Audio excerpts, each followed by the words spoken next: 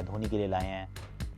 Uncap player rule की बात हो रही है ये कि अगर 5 साल हो गए आपको अंतरराष्ट्रीय क्रिकेट खेले हुए, 5 साल से या फिर आपके पास सेंट्रल कॉन्ट्रैक्ट नहीं है, तो आप अनकैप प्लेयर के रूप में रिटेन किए जा सकते हैं।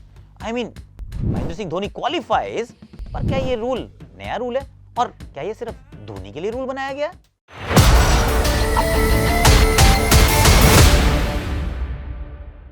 हैशटैग आकाशवाणी और इस पे करते हैं थोड़ी सी कहानी। तबशरा चल रहा है भाई, बाजार गर्म है कि रूल ये सिर्फ धोनी के लिए बना है। क्यों? क्योंकि धोनी देखिए, पहली बात तो ये कि जो अनकैप्ड खिलाड़ी होता है उसको आप 4 करोड़ में रिटेन कर सकते हैं, 4 करोड़ रुपीस। और अगर ऐसे आपने किसी कैप्ड खिलाड़ी को रिटेन करने का प्रयास किया, वैसे आप 2 ऐसे खिलाड़ियों को रिटेन कर सकते हैं एक टीम में, अनकैप्ड जो खिलाड़ी हो वो 2 को आप अपने पास रख सकते हैं, वेल डन।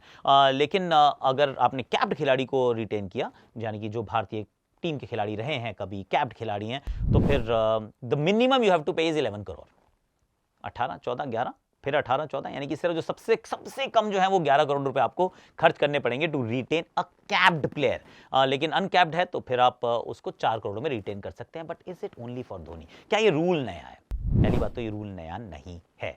ये रूल जो है ये शुरुआत से था, मतलब जब से आईपीएल शुरू हुई तब से रूल था। 2021 तक ये रूल जो था वो इस टूर्नामेंट का हिस्सा था, पर किसी ने यूज नहीं किया था। Nobody utilized it even once। तो फिर शायद लगा होगा गवर्निंग काउंसिल को आईपीएल में कि भाई जब अपेंडिक्स है, कोई काम नहीं है हमारी बॉडी में, इसको निकाल के फेंक दो, ये दांत कैनाइंस है इनको फेंक दो, ऐसी वाली मतलब सोच आई होगी कि जब कोई रूल ही नहीं करता, इस रूल का कोई इस्तेमाल ही नहीं करता, तो रूल को बाय बाय कर दो।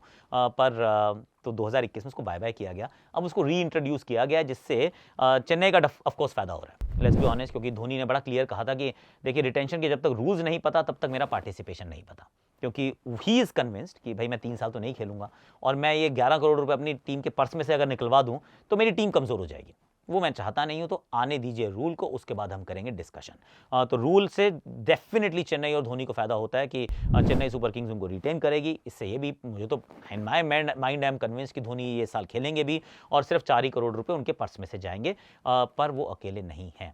Late me share list. Vijay Shankar, Mayank Markande, Amit Mishra, Rishi Dhawan, Mohit Sharma, Sandeep Sharma, Karan Sharma और पीयूष चावला, ये कुछ नाम हैं जिनको आप इस सूची में पाते हैं बिकॉज ऑफ दिस रूल, कि ये सब खिलाड़ी जो है 5 साल हो चुके हैं इनको अंतर्राष्ट्रीय क्रिकेट खेले हुए और सेंट्रल कॉन्ट्रैक्ट या फिर पाए हुए। जब इतना लंबा समय हो गया तो ये सब अनकैप्ड कैटेगरी में आते हैं। तो फिर अगर मन करे गुजरात टाइटंस का मोहित शर्मा को वो 4 करोड़ रुपए में रिटेन कर सकते हैं, और यही मोहित शर्मा अगर गए ऑक्शन में तो 10 करोड़ के हो सकते हैं, या फिर अगर रिटेन करने का दूसरी तरीके से प्रयास करते तो 11 करोड़ रुपए उनको देने पड़ते। इनफैक्ट अनकैप प्लेयर, क्योंकि आप 2 को रिटेन कर सकते हो, एक तो इस प्रकार वाला अनकैप, दूसरा जेन्युइन अनकैप जो है, तो वो भी राहुल तेवतिया, मैं तो कह रहा हूँ गुजरात हो सकता है 2 अनकैप खिलाड़ियों का रिटेंशन कर ले, क्योंकि वो उनको सूट करता है, पैसे काफी बच जाते हैं ऑक्शन के लिए। फिर मैं सोच रहा हूँ क्या संदीप शर्मा के बारे में सोच सकती है राजस्थान की टीम? क्या मुंबई सोच सकती है पीयूष चावला के बारे में? क्योंकि 4 करोड़ रुपए में मिल जाएंगे और छठा रिटेंशन तो वैसे भी अनकैप्ड प्लेयर का ही होना है ना, तो क्या वो उनको रोक सकती है? क्या मयंक मार्कंडे के बारे में हैदराबाद सोच सकती है? क्योंकि लेग स्पिनर्स बिश्नोई हैं, चहल हैं, और बहुत सारे तो नहीं है ना, वरुण चक्रवर्ती हैं, तो बहुत ज़्यादा डिमांड तो रहती है पर सप्लाई उतनी इंडियन लेग स्पिनर्स की नहीं आती है। करण शर्मा है, करण शर्मा भी वैसे इस सूची का हिस्सा है। तो अगर आप चाहें कि 4 करोड़ रुपए में इनको रख लेते हैं, क्योंकि अगर ये मार्केट में गए तो 6-7 करोड़ रुपए खर्च करने पड़ेंगे, तो वाई नॉट नाउ? तो फायदा जरूर हो रहा है धोनी का, इसमें डाउट नहीं है, चेन्नई सुपर किंग्स का, पर there are other teams also जो इस रूल का फायदा उठा सकती हैं। हमें भी अमित मिश्रा एलएसजी वाले कहें कि भाई हमें रखना है 4 करोड़ में तो हम इनको रख लेते हैं। सो वो वाली सोच जो है, या कहें वो वाला फायदा जो है, वो बाकी टीम्स का भी हो रहा है। But the big question is, do you think this rule is fair? Do you think this rule is right? I am saying कि ये रूल है जिससे एक टीम का फायदा नहीं हो रहा। तो ये तो मैंने आपके सामने प्रस्तुत कर दिया। अब आप हमें बताइए कि what do you guys feel? Comment section आप ही के लिए, भर दीजिए इसको।